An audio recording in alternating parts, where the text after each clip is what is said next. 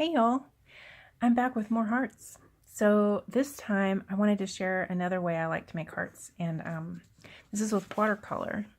If you've ever used watercolors before, you might have heard of the term masking fluid. It's basically like actually it kind of reminds me of rubber cement, sort of. Anyway, it's a type of plasticky something or other. I don't know. Do y'all know what it's made out of? I don't know.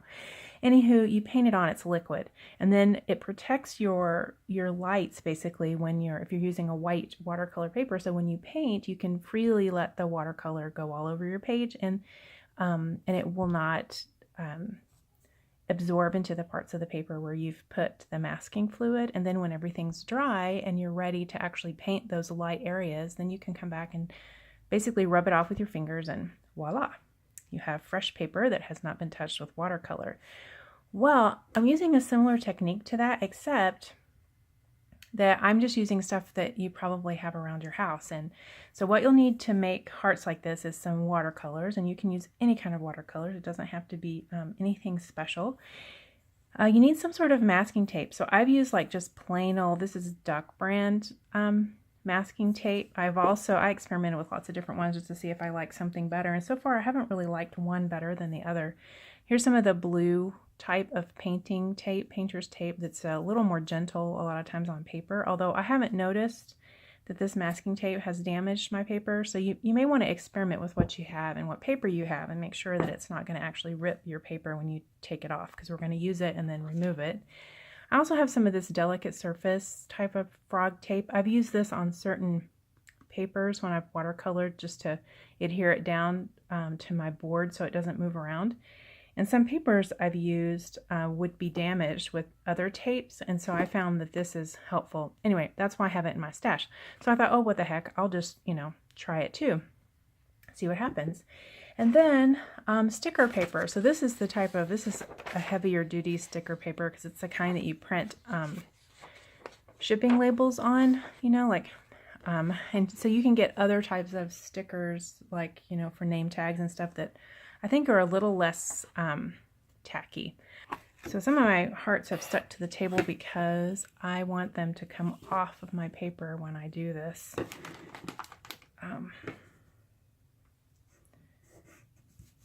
Oops. You can do it any way you want, but I'm just playing, so I'm going to do a whole group. I'm using a watercolor paper. You just need something heavy enough that it's not going to buckle too bad. This is what I'm using today.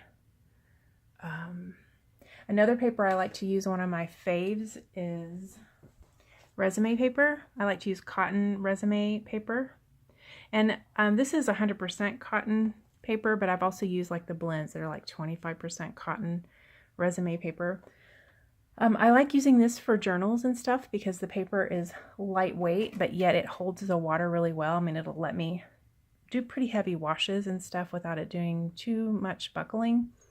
Anyway, I love to do that. And I've mentioned that in other videos if you've ever watched anything else that I've made. Okay, so let's get on with this. So what I have is I just have 2 colors of red watercolor paint, and I'm going to use okay, I picked up a 14. I like using a pretty big brush personally, but again, this is preference. You can't really do anything wrong with this technique. Oh, I was going to cut one more heart out actually. So this is a sticker paper. And I was going to cut out another little heart. I like to use scraps. This is really great for if you have printing accidents, which I do have from time to time. When I print out something that I'm going to ship out, and then like my printer does something weird, or I do something wrong and I put it in the wrong way. And then, yeah, and then I can't really use it because I did something wonky, or I don't know. I've done lots of silly things like that. Okay, so I just printed. Oh gosh, really? I just cut out this little heart. And so I think I said this before, but this is from other things see, these are reusable, This is from another time I've done this. And, oh, okay. So see how this is a broken heart? I mean, all you do is tear it. And I have a thing about hearts, and yes, even broken hearts, because that's life, right? We get our hearts broken. Because if we love and if we care, yeah, our hearts will be broken someday, right? All right, so I'm going to show you my favorite way to do it. You know, you can play and do it any way you want to. But what I like to do is I either like to use a spray bottle of water and wet it down around each heart, or I just use my brush. I get it good and wet with just water, and I go around my hearts and get that paper wet around my heart, because then I'm just going to drop color in around my hearts, you know, and see how this paint is re-wetting, because this is from another project I've done before. I am totally okay with that. If you're not, though, you may want to wipe it off, you know, before you stick it down. I don't care, though. I like to use, I just like to do it where, it, you know, it just doesn't matter. I like to keep it simple. You know, you can also put the water down with a little bit of thought. These smaller ones, it's too hard really to do, I think. But the bigger ones, if you kind of go around it in a certain way, you can make it look kind of lacy, which is nice. The smaller ones, it kind of blobs up around the top. So it's harder to make it look still heart-shaped, if that makes any sense, because the water... I guess if you used a really small brush, maybe you could do that.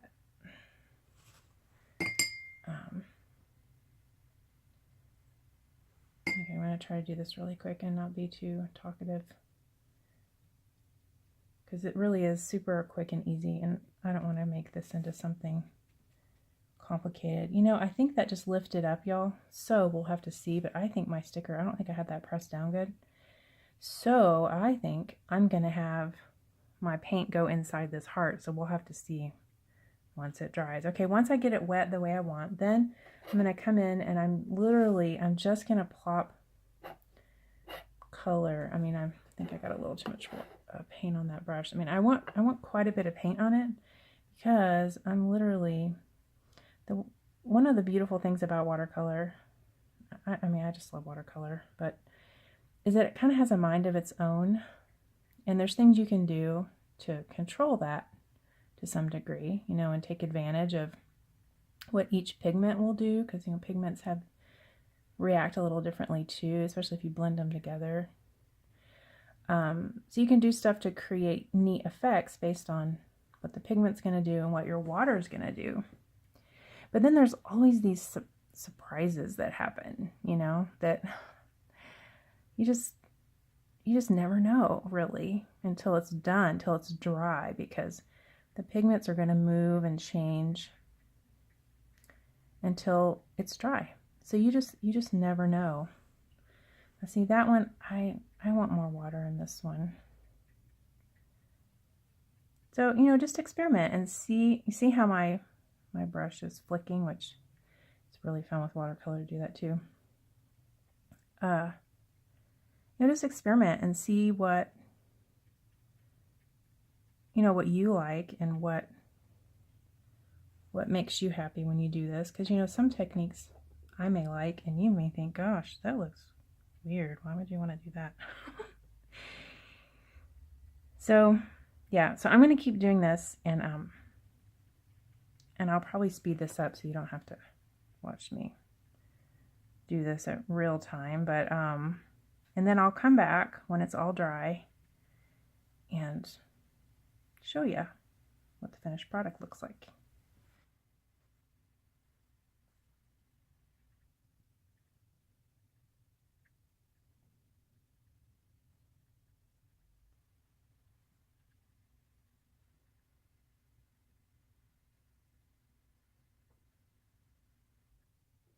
Something else I like to do is, so once the water has started to dry a little bit, but the paper is still wet, a lot of times I like to come back in and I like to plop more color down in here. And you'll see it'll still move and, you know, move around and swarm around almost, but in a different way than when the water. See how this one's still pretty wet, and you see how it acts, but yet this one's getting pretty dry. And so you see how it behaves a little differently. This one's still pretty wet.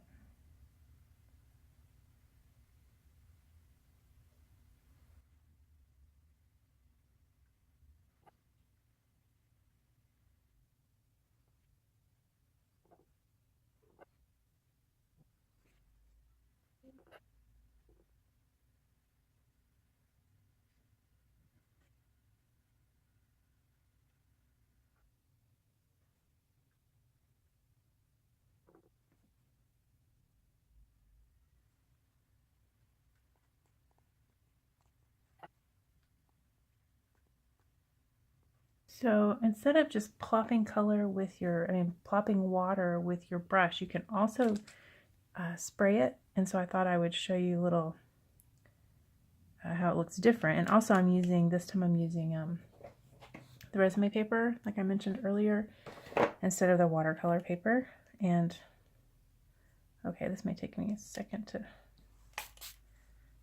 okay, there we go. And the hearts that I cut out this time, the sticker paper, I just used the sticker paper. I didn't use the tape just because I just didn't. Okay, and also I've discovered I like different types of water spray. So this is a pretty fine mist, and so you should experiment if you want to. At least I find it fun to experiment with different kinds of spray bottles to see which effect I like best.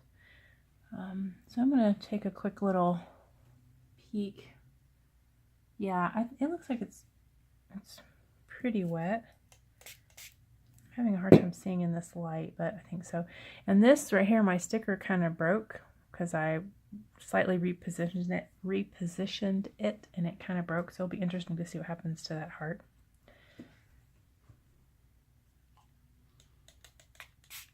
Okay. So what I found is that there's kind of like a fine line between too much water and not enough water with these. If you try to get the effect that I like with the watercolor hearts. See, like right there, I don't have enough water there. I don't like that. That's not what, preferably. I want there to be movement. And see there, I have a little puddle. I'm not super crazy about that puddle. I mean, not that it really matters, but like, it doesn't matter. This is where, if you struggle with perfectionism, this is a really great exercise because there's just no such thing, and I love it. So, okay, so there's not enough water over there for me either. See, I want it to kind of bleed out from the heart. So, we'll see what happens. We'll let that be for now.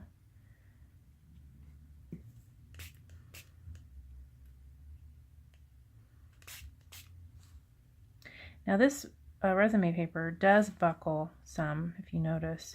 You can, I don't know if that's picking up on the camera or not, but it is buckling a little bit, which will affect the way your water flows. See how this is buckling down, so it's going to make it, it's buckling up this way, so it's making it flow that direction, which, again, I'm totally okay with. But just be aware. So, like, if you're wanting something specific, you're going to have to experiment and see like what paper you like best, because also depending on the paper, your water's going to flow differently too. There's a lot of different factors.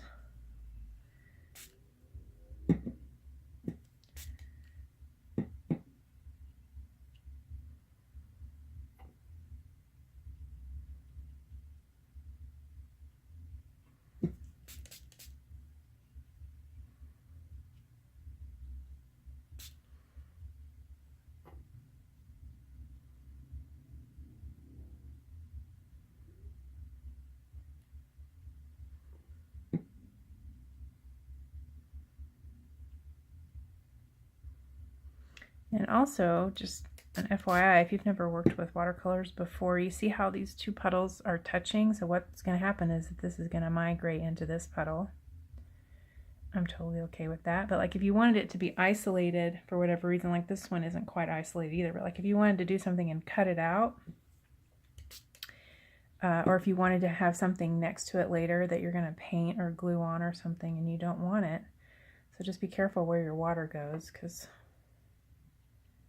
you may or may not like the result.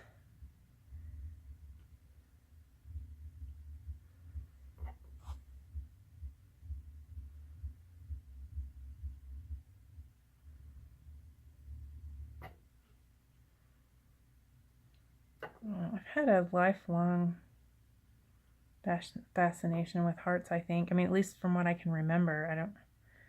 I've always loved them. And when my kids were little, we went to the Museum of Health and Medical Science. And they were pretty little, like some of them weren't even school age yet. And they were having a special kind of like breakout session. They have educational, stuff that goes on. Like a lot of museums do that, right? And so you sit in and listen to somebody, a professor or somebody, talk about something, like a little educational class. And so on the day we were there, there was a guy there dissecting sheep hearts, I think. Yeah, they were sheep hearts. And my oldest wanted to see it, and so I was like, okay, cool. So we went in, and a few people, in fact, a guy even asked me about us being in there because they were so little, and I told him, well, they'll be quiet. If they're not, I'll leave, because I still had some in the strollers at the time. So anyway, well, the whole thing was totally fascinating, and the thing that I think I left with, I don't know what my kids remember of all of that, but is, when he dissected this heart and then he cut it open in a way where it showed, the shape of the heart that we know as heart-shaped. And I don't know, to me, that was just one more thing that made me love hearts even more. That the way that we represent our heart, physically is with hearts shaped like this, but yet it really is a representation of what our heart really looks like. It's pretty cool. Okay, so I'm going to let this dry, and I'll be back. Okay, so I'll just start pulling them off. Let's see what happened. Okay, this is a sticker, the mailing label sticker heart.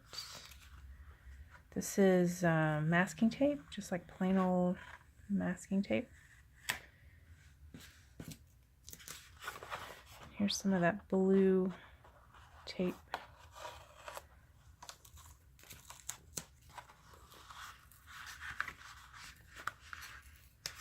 Uh-oh.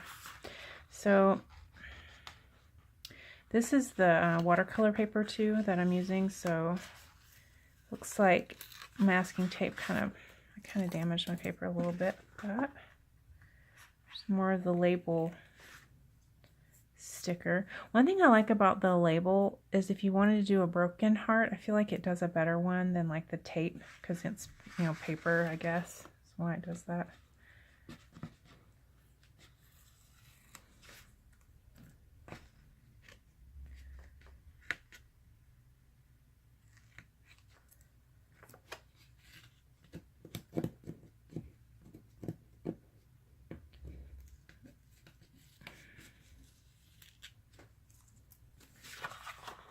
This is masking tape too. This is just a blue plain masking tape. It's not like a special kind of tape. It's just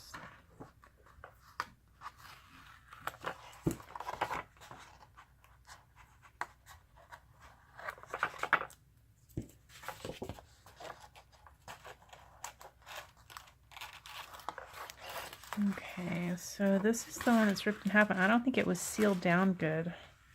Oh no, it did okay. Okay, I thought it was not sealed there, so I wasn't sure.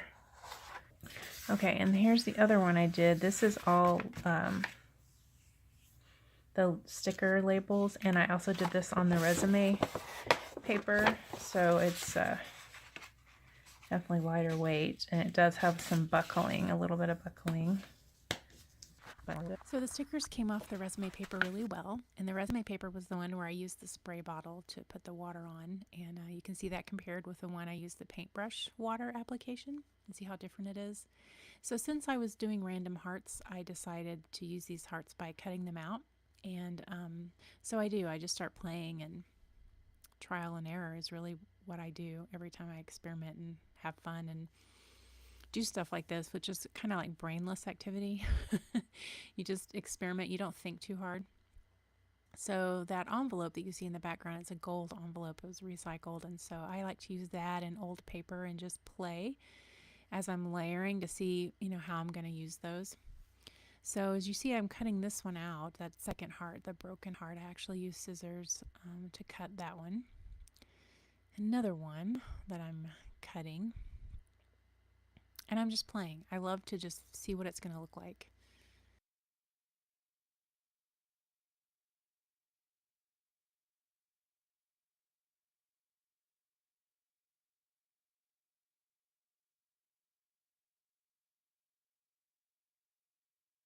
Okay, so I also make basically the same kind of hearts that I showed you with the gouache or acrylic with watercolor. I just wet my brush, not too much, but enough to where the watercolor can flow but not pool like all the water I did on this one. So in fact, that's not quite enough water, so I'm going to add a little bit more. Oops. And I'm just going to use my brush. And when I did the acrylics, I used a flat brush. But when I do the watercolors, I don't. I like to use just a round. This is a 8.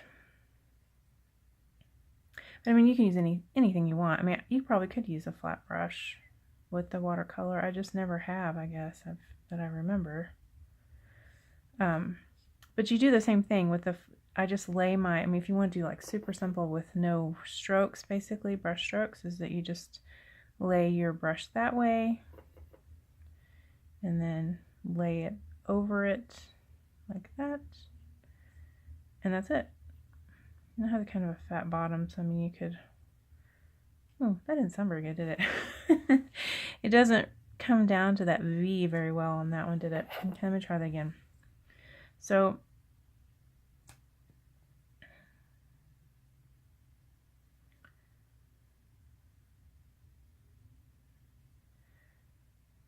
really, you could. I just thought about this as I'm doing this. You could.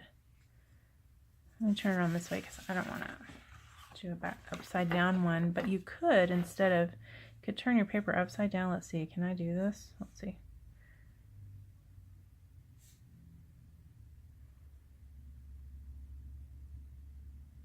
Oh, yeah. You could do a heart that way. Let's do that again. I think I'll do it upside down again. So when I do upside down, I guess I like to go right to my right first and then to my left. That's how I like to do the heart.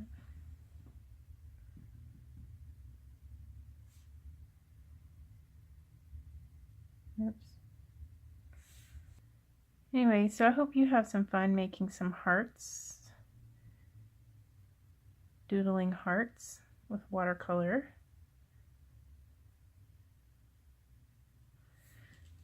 I'll see you next time.